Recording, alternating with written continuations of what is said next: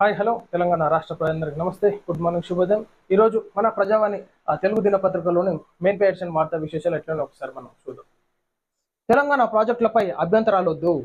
తెలంగాణ ప్రాజెక్టులపై అభ్యంతరాలను ఆంధ్రప్రదేశ్ ప్రభుత్వం ఉపసంహరించుకోవాలి అని ప్రభుత్వంలో భాగస్వామిగా ఉన్న ఏపీ సర్కారు కేంద్రంతో మాట్లాడి తెలంగాణ ప్రాజెక్టులకు వేగంగా అనుమతులు ఇప్పించాలి. తెలంగాణకు నీటి కేటాయింపులు జరగకుండా రాష్ట్ర ప్రాజెక్టుల భవిష్యత్తు అగమ్య గోచరంగా ఉన్నంత వరకు వరద జలాలపై ఏపీ ప్రాజెక్టులకు అభ్యంతరం తెలుపుతాం. ఈ విషయంలో ఎటువంటి శశ భీషలకు తావులేదని ముఖ్యమంత్రి రేవంత్ రెడ్డి స్పష్టం చేశారు.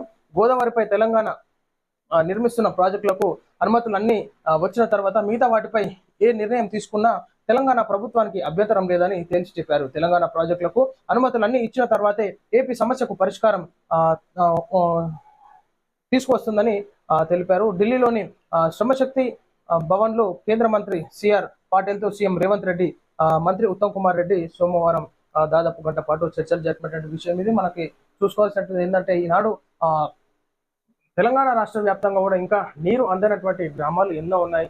సో ఖచ్చితంగా తెలంగాణ రాష్ట్రంలో కూడా పంట పొలాలకు అదేవిధంగా సస్యశ్యామలంగా పండడానికి కాలువలు చెరువులు నింపడానికి కృషి చేయాలి. ఈనాడు ఆంధ్రప్రదేశ్ రాష్ట్రం వారి గురించి స్వార్థంగా ఆలోచిస్తుంది కాబట్టి ఈనాడు తెలంగాణ రైతాన్ని కూడా ఆదరించి డెవలప్మెంట్ చేసే విధంగా ఏపీ ప్రభుత్వం తీసుకున్నటువంటి సొంత నిర్ణయాలు కరెక్ట్ కావు. సో జిల్లాలది ఏదైతే ఉంటుందో దాని సమానంగా పంచాలి. ఏదైతే మాట్లాడుకోవడం జరిగిందో, అగ్రిమెంట్లు చేసుకోవడం జరిగిందో అదే విధంగా తెలంగాణ రాష్ట్రానికి ఉండాలని ఇష్టానుసారంగా నీటిని తరలించుకోవడం కరెక్ట్ అన్నట్టుగా మరి నిన్న కలవడం జరిగింది. సో దానిపైన వివరణ ఇచ్చి సానుకూలంగా స్పందించాల్సిందిగా కోరుతున్నాం. ఎన్డీఏ భాగస్వామిగా వేగంగా అనుమతులు ఇప్పించండి. అప్పటి వరకు ఏపీ ప్రాజెక్టులపై అభ్యంతరాలు తెలుపుతాం. ఏపీ ప్రభుత్వానికి ముఖ్యమంత్రి రేవంత్ రెడ్డి స్పష్టీకరణ. గోదావరిలో నికర జలాల కేటాయింపులు జరగనప్పుడు అదనపు జలాలను వినియోగించుకుంటామనడం సరికాదు. పాలమూరు, సీతారామ, సమ్మక్క బ్యారేజీకి అనుమతులు ఇవ్వండి. కృష్ణా జలాల్లో తెలంగాణకు న్యాయబద్ధ వాటా కేటాయించండి. కేంద్ర జలశక్తి మంత్రి సిఆర్ పాటిల్ కు ముఖ్యమంత్రి వినతి. సో ఏదైతే రైతాంగాన్ని గురించి మరి రేవంత్ రెడ్డి గారు కేంద్ర మంత్రులను కలిసి ఈ యొక్క దానిపై స్పందించి సరైనటువంటి నిర్ణయం తీసుకోవాలని చెప్పేసి కోరడం జరిగింది.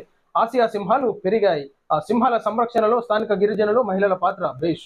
నరేంద్ర మోడీ. ప్రపంచ వన్యప్రాణి దినోత్సవం సందర్భంగా గుజరాత్ లోని గిర్ అడవుల్లో ప్రధాని లయన్ సఫారీ. గిర్ అభయారణ్యంలో ఆసియా సింహాల ఆవాసాలను కాపాడేందుకు స్థానిక గిరిజనులు, మహిళలు చేస్తున్న కృషిని ప్రధాని నరేంద్ర మోడీ కొనియాడారు. వారందరి కృషి వల్ల ఆసియా సింహాల సంఖ్య క్రమంగా పెరుగుతుందని అన్నారు. 3 రోజుల పర్యటన నిమిత్తం తన సొంత రాష్ట్రం గుజరాత్ లో ఉన్న ప్రధాని మోడీ సో ఇది ట్విట్టర్ వేదికగా మరి ఎక్స్ వేదికగా మరి తను షేర్ చేయడం జరిగింది. సో ఏదైతే ప్రపంచ వన్యప్రాణుల దినోత్సవంలో భారతదేశంలో ఖచ్చితంగా ఈనాడు ప్రతి ఒక్కరు సహకరించాలి. మన ఎన్విరాన్మెంట్ ని మనం డెవలప్మెంట్ చేసుకోవాలి.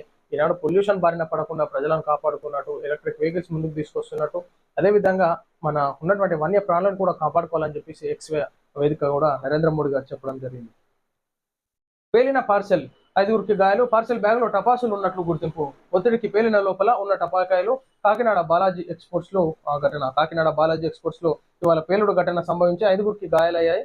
సో ఉదయం బాలాజీ ట్రాన్స్పోర్ట్స్ కంపెనీలో అగ్ని ప్రమాదం చోటు చేసుకుంది. హైదరాబాద్ నుంచి వచ్చిన పార్సెల్ లోను పలువురు కూలీలు లారీ నుంచి కిందకు దించుతున్నారు. ఈ క్రమంలో ఒక కార్మికుడు పెద్ద పార్సెల్ లారీ నుంచి తీసి భుజాన వేసుకొని కిందకు దించుతుండగా ఒక్కసారిగా భారీ పేలుడు సంభవించింది. సో అక్కడ ఉన్నటువంటి వర్కర్స్ కూడా గాయాలైనట్టుగా హాస్పిటల్లో చికిత్సలు తీసుకుంటున్నారు. సో ఈ విధంగా ట్రాన్స్పోర్ట్లలో ఈ విధమైనటువంటి పార్సెల్స్ చేయడం చాలా డేంజర్ అది. ఎందుకంటే దానివల్ల వేరే పెద్ద ఆస్తి నష్టం, ప్రాణ నష్టం కూడా జరిగేటటువంటి ఆస్కారాలు ఉంటాయి. కాబట్టి ఇటువంటి క్రాకర్స్, పేలుడు పదార్థాలు ఉంటే మాత్రం ఈ పార్సెల్ దాని గూడ్స్ లో పంపించడం కరెక్ట్ కాదు. ఒకసారి దీనిపైన కూడా ట్రాన్స్పోర్ట్ అధికారులు ఏదైతే ఉంటాయో గూడ్స్ వారికి ముందే సూచనలు ఇస్తే బాగుంటుంది.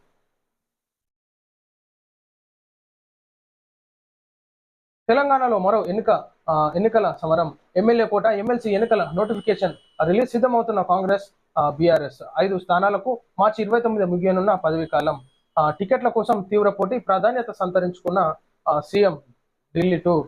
తెలంగాణలో మరో ఎన్నిక సమరానికి నగారం మోగింది. ఎమ్మెల్యే కోట, ఎమ్మెల్సీల ఎన్నికల కోసం నోటిఫికేషన్ కేంద్ర ఎన్నికల సంఘం జారీ చేసింది. ఎమ్మెల్సీలు మహమ్మద్ అలీ, సత్యవతి రాథోడ్, షేరి సుభాష్ రెడ్డి, ఎగ్గే మల్లేశం, మిర్జా రియాజుల్ హాసన్ల పదవీ కాలం మార్చి 29 ముగియనున్నది. ఈ 5 స్థానాలు భర్తీ చేసేందుకు ఎన్నికలు నిర్వహించనున్నారు. సో అదేవిధంగా మార్చి 3వ తేదీన నోటిఫికేషన్ జారీ.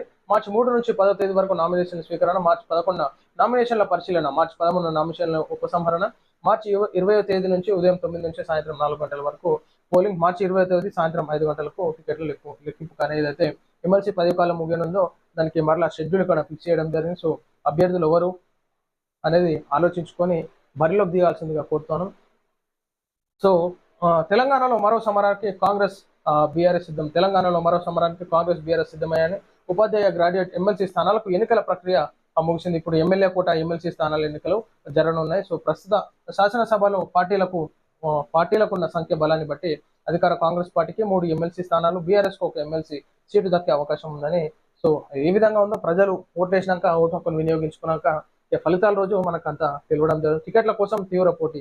ఎమ్మెల్యే కోట ఎమ్మెల్సీ టికెట్ల కోసం ఇరు పార్టీల్లో తీవ్ర పోటీ ఉంది. కాంగ్రెస్ కు 1 టికెట్ కు 5గురు పోటీ పడుతుండగా అదే స్థాయిలో బీఆర్ఎస్ టికెట్ కోసం పోటీ నెలకొంది. ప్రాధాన్యత సంతరించుకున్న CM Delhi tour. CM Revanth Reddy Delhi tour ప్రాధాన్యత సంతరించుకుంది. సోమవారం సీఎం రేవంత్ రెడ్డి పలువురు కేంద్ర మంత్రులకు పార్టీ నేతలకు కలవడానికి ఢిల్లీ వెళ్ళారు. అయితే ఎమ్మెల్సీ ఎన్నికల నేపథ్యంలో సీఎం ఢిల్లీ వెళ్లడంపై పలువురు ఆసక్తిగా చర్చించుకున్నట్లు, ఎమ్మెల్సీ టికెట్ల విషయంపై అధిష్టానంతో చర్చించినట్లు పలువురు అభిప్రాయపడుతున్నారు. సో ఇది ఎమ్మెల్సీ ఎన్నికల గురించి అప్డేట్. అది రానున్న ఎమ్మెల్సీ ఎలక్షన్స్ లో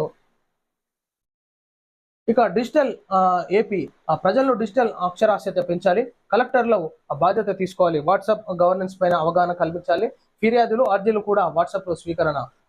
ఆర్టీజీఎస్ సమీక్షలో సీఎం చంద్రబాబు అన్నా క్యాంటీన్లపై 90% సంతృప్తి సీఎం కు వివరించిన అధికారులు.